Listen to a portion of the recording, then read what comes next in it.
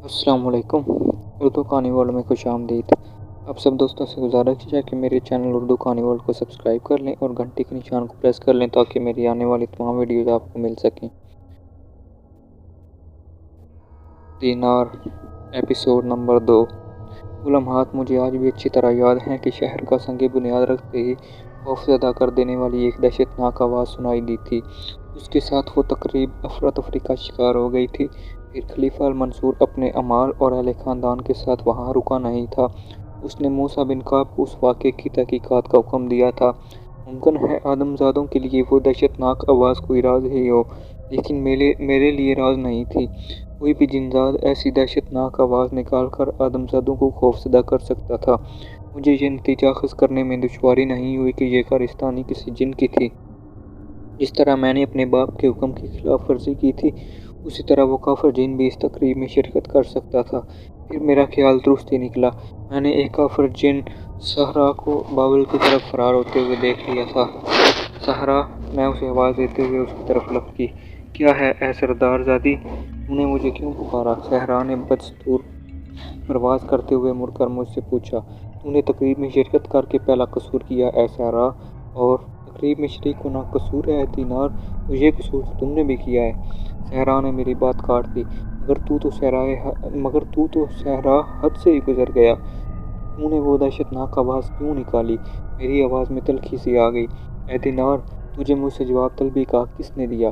फिर इस बात का क्या सबूत है कि वो दहशतनाक आवाज़ मेरी ही थी? सहरा बिला झिझक बोला। देख ए सहरा, तू ये बात अच्छी तरह जानता है कि मेरा बाप सरदार अक़ज़म आदमज़ादों से मार का आराई नहीं चाहता। फिर क्या वजह है कि तू उसके हुक्म की खिलाफ वर्जी करते हुए आदमज़ादों से छेड़खानी कर रहा है? तुझे खबर है उसका नतीजा क्या होगा? अगर आदमज़ाद हमारे दर पे हो गए तो हमें बाबुल से निकलना पड़ेगा। फिर दूसरे ही नहीं, खुद वो भी घर से बेघर हो जाएगा।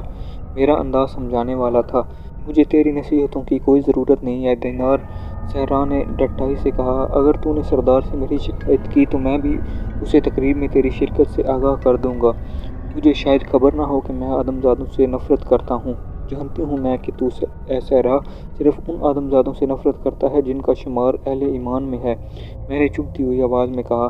सहरा बेहयाई से आहिस्ता हुआ खंडरात के उस हिस्से में चला गया जहाँ उसके अहले ख़ानदान की सकूनत थी। उधर तो सहरा रुखसत हुआ। उधर खंडरात में दाखिल होते ही अपनी माँ सहलूबा से मेरी मुठभेड़ हो गई। कहाँ से आ रही है ए दीनार? मेरी माँ ने मुझसे दरियाफ्त किया। उसी वक्त मैंने सोचा कि अपनी माँ को एतमाद में लेकर सहरा की हरकत से आगाह कर दूँ तो बेहतर है। वो मेरे बाप को उससे मुतला कर देगी। यूँ आइंदा जन्नात और आदमज़ादों के दरमियान मुमकिन किसी तसादम को रोका जा सकेगा। है मेरी माँ, मैंने नए शहर बगदाद का संग बुनियाद रखने की तकरीब में शिरकत की थी। मैंने सच बयान कर दिया। उसके बावजूद कि तेरे बाप की तरफ से तकरीब में किसी जिनजात की शिरकत पर पाबंदी थी। मेरी माँ हैरत से बोली। मेरा वहाँ जाना अच्छा हुआ है माँ, मैंने कहा। अगर मैं ना जाती तो सहरा की नाशाइस्ता हरकत के बारे में ना जान पाती। सहरा, क्या वो भी तकरीब में मौजूद था? मेरी माँ ने पूछा। हाँ, मैंने जवाब दिया। फिर सारी बात बता दी। फिर तो ये बात तेरे बाप को बतानी पड़ेगी या दीनार। शहर की तामीर के दौरान मैं इस तरह तो आदमज़ादों से तसादुम का ख़तरा पैदा हो जाएगा। मैं यही तो चाहती हूँ है मेरी माँ कि मेरे बाप को इस वाक़े का इल्म हो जाए और वो आइंदा के लिए ऐसे वाक़यात को रोकने की गर्ज से ज़रूरी इक़दामात कर सके। अगर मेरी ये मर्ज़ी ना होती तो तकरीब में अपनी शिरकत का राज फाश ना करती। मैं बोली। फिर मुझे अपने बाप की डांट तो सुननी पड़ती, लेकिन मेरा मकसद पूरा हो गया। फिर मुझे अपने बाप की डांट तो सुननी पड़ी, लेकिन मेरा मकसद पूरा हो गया। बगदाद शहर की तामीर में कोई शरपसंद जिनजात का रुकावट ना डाल सके, उसकी खातिर पहरेदार जन्नात मुकर्रर कर दिए गए। उन पहरेदारों को बारी बारी शब रोज़ अपने फ़राइज़ अदा करने थे। मैं क्योंकि एक खतरे की तदारुक का ज़रिया बनी थी, इसलिए मुझे भी बगदाद जाने की इजाज़त दे दी गई, मगर इस ताकीद के साथ कि मैं किसी आदमज़ाद के करीब भी नहीं जाऊँगी। खलीफा अल मंसूर ने शाम, कूफा, वासत, बसरा वगैरह से सनाओ मार बुलाए कि वो बगदाद शहर तामीर कर सकें। उसके अलावा जिन लोगों को फ़ज़ल, अदालत, उफ़्त, अमानत और उलूम हिंसा से वाक़फ़ियत थी, खलीफा ने उन्हें भी तलब कर लिया। इमाम आज़म हज़रत अबू हनीफ़ा रहमतुल्लाह अलैह और हिजाज बिन अर्ता उन्हीं अहम शख्सियात में से थे। तामीर शहर से कबल حسب الحکم خلیفہ المنصور شہر بغداد کی حدود متعین کی گئیں، طاقتیں اور سنچیاں قائم کی گئیں۔ شہر کی حدود کا تعین کوئلوں سے کیا گیا تھا، کوئلوں سے بھینچے گئے خط پر تیل ڈال کر آگ روشن کی گئی۔ تب خلیفہ المنصور نے شہر کی ان حدود کا جائزہ لیا۔ پھر خلیفہ نے اس خط پر بنیاد کھودنے کا حکم دیا۔ چار سرداران لشکر ہر طرف شہر کی تعمیر پر مقرر کیے گئے۔ وہ آدمزاد جو بغداد شہر کی تعمیر میں مصروف تھے، ان سے کوئی سوال کیے بغیر مجھے بہت سی باتیں معلوم ہو گئیں۔ ایک مرتبہ میں نے دو آدمزادوں کو باتیں کرتے سنا۔ ان میں سے ایک کہہ رہا تھا، اے ہاشم، وہ اپنے ساتھی سے مخاطب تھا، تجھے معلوم ہے کہ امام اعظم رحمۃ اللہ علیہ کو چنہ نیز اینٹوں کے شمار و انتظام کے کام پر کیوں مامور کیا گیا ہے؟ ان جیسے عالم و فاضل اور فقیہ سے یہ معمولی کام کیوں لیا جا رہا ہے؟ مجھے اس بات پر حیرت تو ضرور ہے، مگر میں نہیں جانتا کہ ایسا کیوں ہے۔ دوسرا آدمزاد بولا، میں تجھے بتاتا ہوں۔ اس کی وجہ خلیفہ کی منتقم المزاجی ہے۔ چہرے پر خوف کے آثار تھے۔ اسے غالباً اپنی غلطی کا احساس ہو گیا تھا۔ خلیفہ وقت کے بارے میں اس کی راست گوئی اسے قید زندگی سے رہائی بھی دلا سکتی تھی۔ خلیفہ کی منتقم المزاجی؟ یہ تو کیا کہہ رہا ہے میرے دوست؟ میں تو خیر تیرا دوست ہوں، کسی اور نے تیری یہ بات سن لی تو خبر ہے تجھ پر کیا گزرے گی۔ خیر اب تو نے بات چھیڑ ہی دی ہے تو پورا کر۔ ہاشم نامی آدمزاد کہنے لگا، بات یہ تھی کہ خلیفہ نے امام اعظم ابو حنیفہ رحمۃ اللہ علیہ کو عہدہ قضا کی پیشکش کی تھی۔ پہلے آدمزاد نے پست آواز میں بتایا، امام اعظم نے خلیفہ کی اس پیشکش کو قبول نہیں کیا۔ اس کا سبب یہ تھا کہ انہیں خلیفہ سے بعض معاملات میں اختلاف تھا۔ حکومت وقت کے ایک اہم عہدے کو قبول نہ کرنا کوئی معمولی واقعہ نہیں تھا جسے نظر انداز کیا جاتا۔ سو خلیفہ نے قسم کھائی کہ امام اعظم سے کبھی نہ کبھی کوئی ایسا غیر اہم اور معمولی کام لے گا جو ان کے شایان شان نہ ہو۔ اب تیری سمجھ میں بات آ گئی؟ میں جب حضرت کو اینٹیں اٹھوانے دیکھتا ہوں تو بڑا ملال ہوتا ہے۔ اس پر دوسرے آدمزاد نے ٹھنڈا سانس بھرا اور پھر دونوں اپنے کام میں لگ گئے۔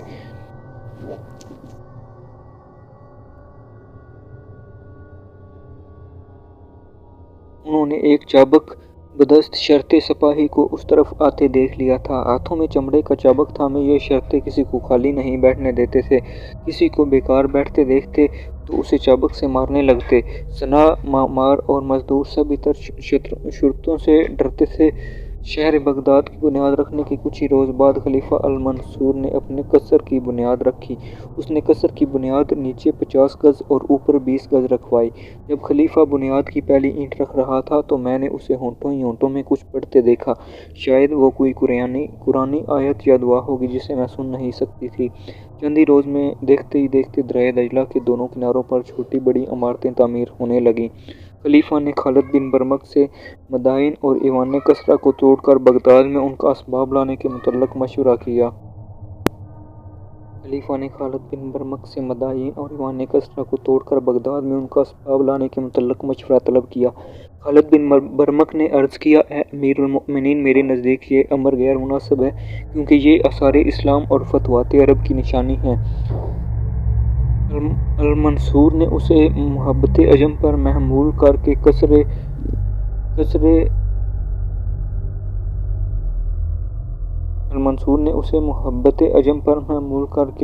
ابیض کے توڑے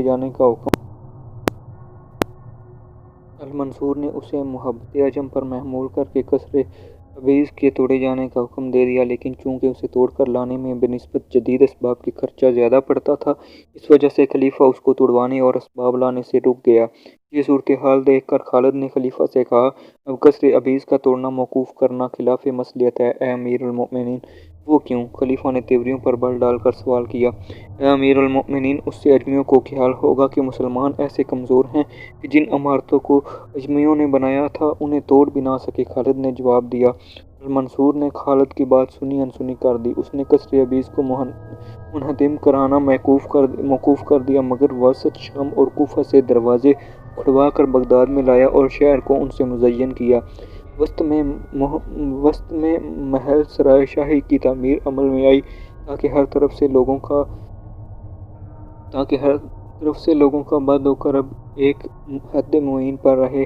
جامع مسجد تصر کی جانب بنوائی گئی، شہر پناہ 2 بنوائی گئیں، اندر والی پناہ باہر کی شہر پناہ سے بلند تھی۔ مسجد کی سمت حاج بن ارطا نے درست کی تھی۔ اینٹیں جن سے شہر پناہ بنائی گئی تھی ہر ایک وزن میں 100 رطل تھی۔ پہلے منشیوں اور سپہ سالاروں کے مکانات رہبت سے جامع مسجد تک بنائے گئے تھے۔ بازار شہر کے اندر تھا، لیکن جب خلیفہ کا قصر اور جامع مسجد کی تعمیر مکمل ہو گئی تو بازار کا رخ کرخ کی جانب کر دیا گیا۔ رہبہ اور کرخ بغداد کے 2 محلوں کے نام رکھے گئے تھے۔ بازار کا رخ محلہ کرخ کی طرف اس لیے کیا گیا تھا کہ مسافر بازار میں وقت بے وقت چلا کرتے تھے اور راتوں کو وہیں رہا کرتے تھے۔ مرکزی بازار میں مسافروں کے قیام کی خاطر سرائیں بنوائی گئی تھیں۔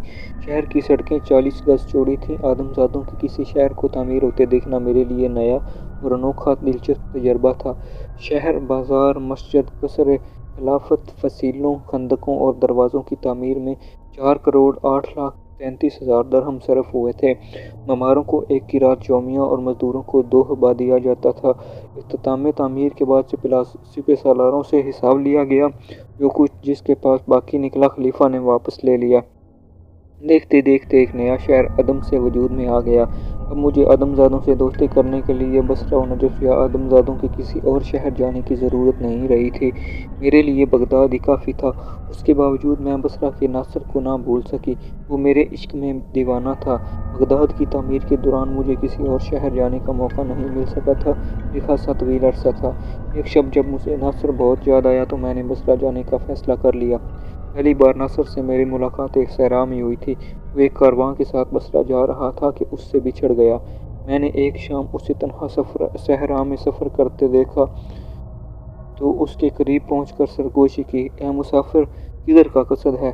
میری آواز سن کر وہ تقریباً اچھل پڑا، پھر خوفزدہ سی آواز میں کہنے لگا، کون ہو تم اور نظر کیوں نہیں آتی؟ مجھے تم اس صحرا کی روح کہہ سکتے ہو اور روحیں نظر نہیں آتی؟ میں بڑی بڑی خوبصورت آنکھوں والے اس نوجوان سے بولی۔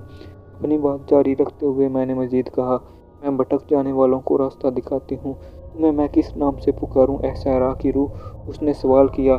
میرا نام دینار ہے اور تمہارا؟ اے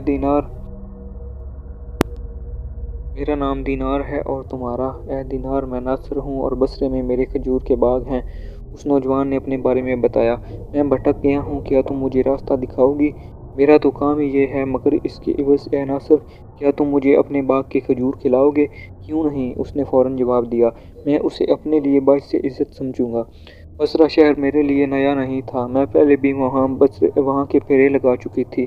صحرا میں جس جگہ ناصر مجھے ملا تھا وہاں سے بصرہ زیادہ فاصلے پر نہ تھا۔ میں اسے ساتھ لے کر چل دی۔ میں نے اس کا ہاتھ تھام رکھا تھا۔ کچھ ہی دیر میں سورج غروب ہو گیا اور پھر چاند نکل آیا۔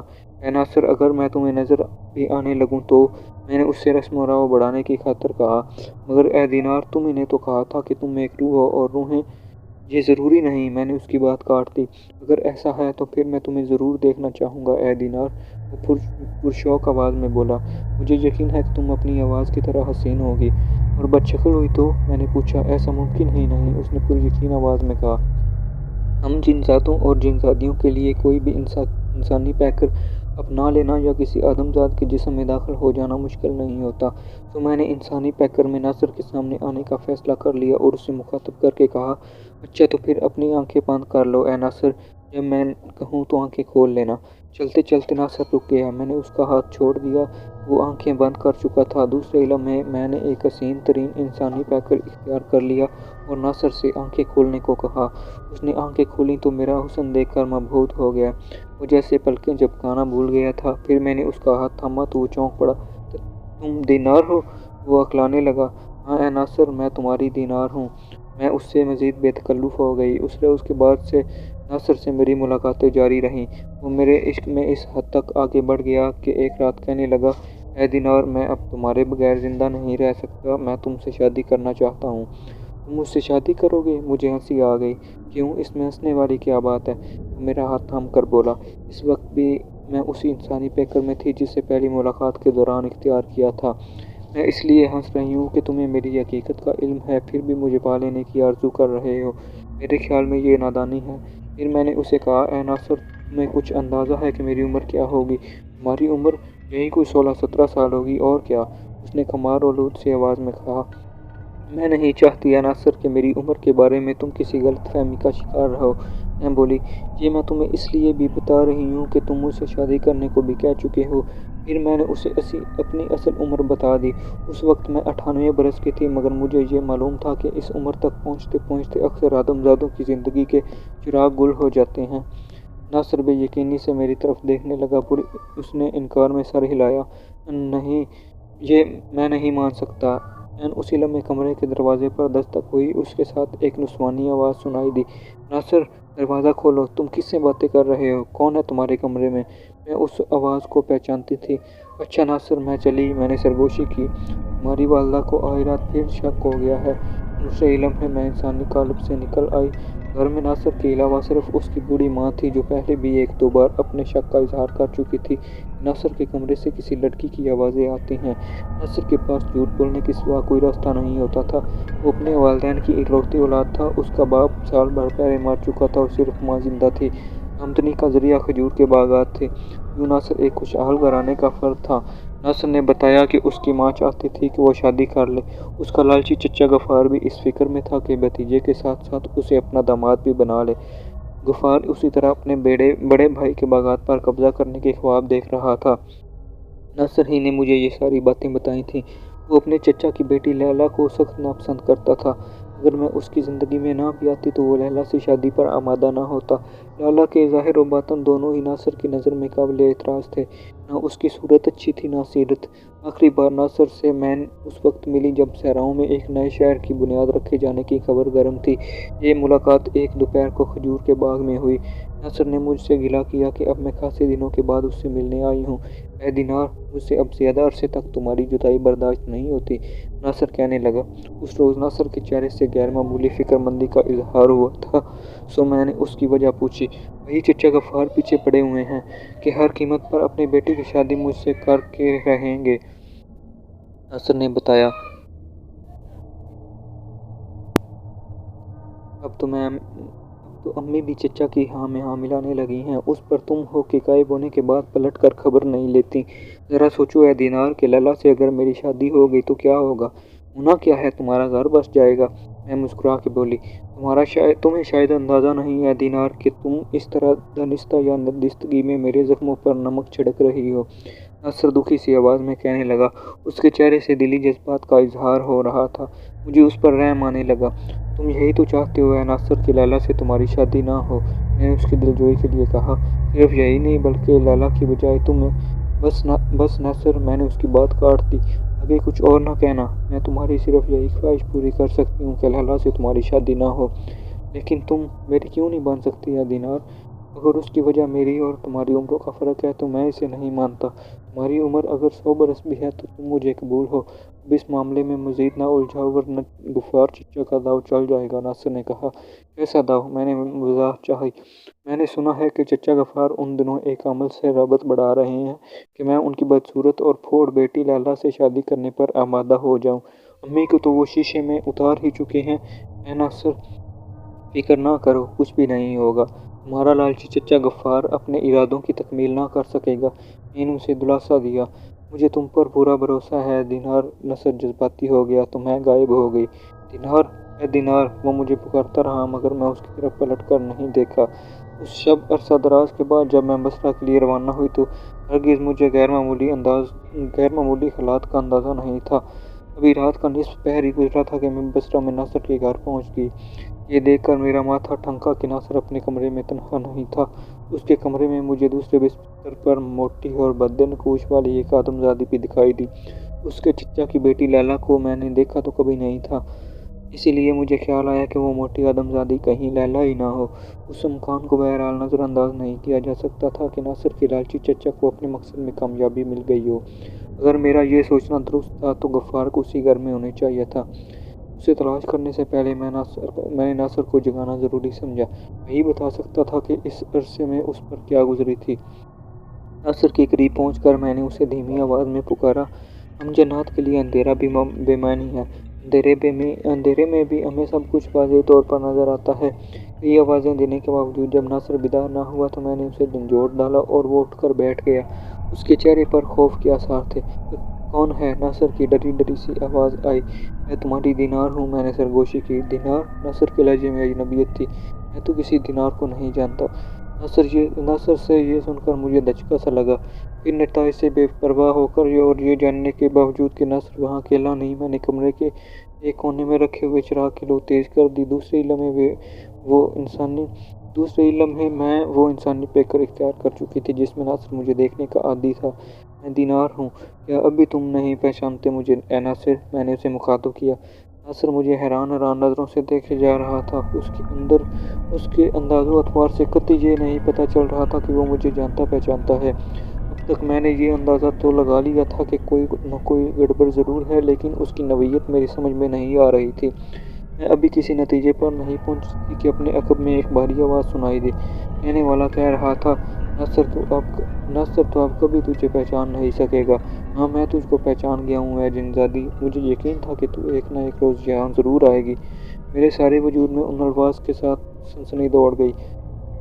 مجھے شدید خطرہ محسوس ہوا اور میں نے تیزی کے ساتھ پلٹ کر اپنی حقیقت منکشف کرنے والے کو دیکھا۔ وہ ایک پستہ قد آدم ذات تھا۔ اس کا جسم فربہی مائل اور آنکھیں گول اور چھوٹی چھوٹی چمکیلی تھیں، یوں جیسے اندھیرے میں دو چراغ جل رہے ہوں۔ میں نے ہمت کر کے اس سے سوال کیا، کون ہے تو؟ تیری موت اے دینار، اس پستہ قد آدم ذات نے جواب دیا۔ اسی کے ساتھ بڑے موٹے ہونٹ تیزی سے حرکت کرنے لگے۔ اب میں یہ پوری طرح سمجھ چکی تھی کہ وہ پراسرار آدم ذات میرے بارے میں سب کچھ جانتا ہے۔ اسے نہ صرف یہ معلوم تھا کہ میں جنزادی ہوں، بلکہ وہ میرے نام تک سے واقف تھا۔ مجھے موت کی دھمکی دے کر یقیناً وہ کوئی عمل کرنے میں مصروف تھا۔ ظاہر ہے کہ اس عمل کی تکمیل میرے لیے خطرناک ہی ثابت ہوتی۔ وہ مجھے کیسے جانتا تھا اور میرا دشمن کیوں بن گیا تھا؟ یہ بعد کی باتیں تھیں۔ فوری طور پر تو میں اپنی جان بچانے کے بارے میں سوچا۔ یہ بات میرے علم میں تھی کہ خطرے کے وقت جنات کو انسانی پیکر ترک کر دینا چاہیے۔ تو میں نے اسی پر عمل کیا اور اس آدم ذات کی نظروں سے اوجھل ہو گئی۔ اب اس کے سامنے کوئی ہدف نہیں رہا تھا، اس لیے حملہ کرنا بھی دشوار تھا۔ انسانی پیکر سے باہر نکل آنے کے بعد میری تمام جناتی صفات بیدار ہو گئی تھیں۔ مجھے ایک جانی پہچانی بدبو محسوس ہوئی اور میں چیخ اٹھی، اے ساحرہ تو! اس آدم ذات کے تیزی سے حرکت کرتے ہوئے ہونٹ ساخت ہو گئے اور دوسرے ہی لمحے وہ لہرا کر زمین پر آ رہا۔ دوستو، اس کہانی کی اگلی ایپیسوڈ دیکھنے اور سننے کے لیے میرے چینل کو دوبارہ وزٹ کیجیے گا۔ ابھی تک کے لیے اتنا ہی۔ اللہ حافظ۔